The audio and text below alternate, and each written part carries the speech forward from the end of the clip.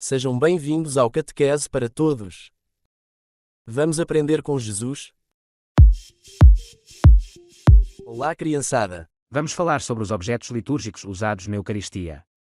Eles são: cálice é um recipiente onde se consagra o vinho durante a missa.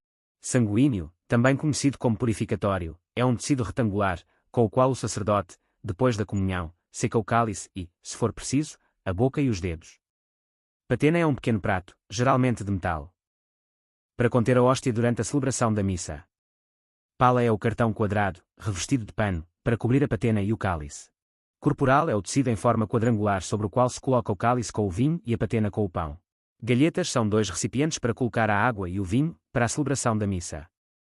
Ambula ou píxide é um recipiente para a conservação e distribuição das hóstias aos fiéis. Hóstia é o pão não fermentado, ázimo, usado na celebração eucarística. Aqui se entende a hóstia maior. É comum a forma circular. Manustérgio é uma toalha com que o sacerdote enxuga as mãos no rito do lavabo. Em tamanho menor, é usada pelos ministros da Eucaristia, para enxugarem os dedos. Teca é um pequeno estojo, geralmente de metal, onde se leva a Eucaristia para os doentes. Usa-se também, em tamanho maior, na celebração eucarística, para conter as partículas. Caldeirinha sopo é uma pequena vasilha, onde se coloca água benta para a aspersão. Aspersório é um pequeno instrumento com o qual se joga água benta sobre o povo ou sobre objetos.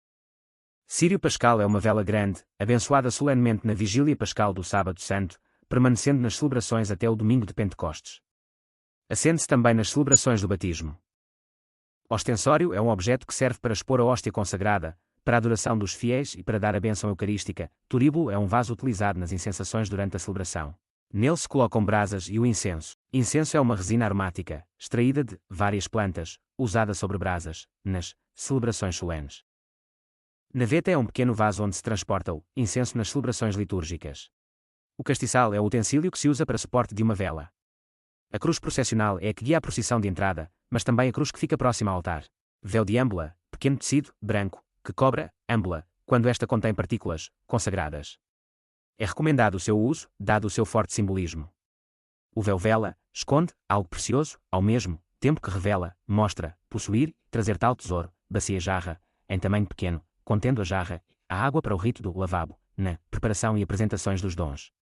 Reserva eucarística, nome que se dá às partículas consagradas, guardadas no sacrário e destinadas sobretudo aos doentes e à adoração dos fiéis, em visita ao Santíssimo.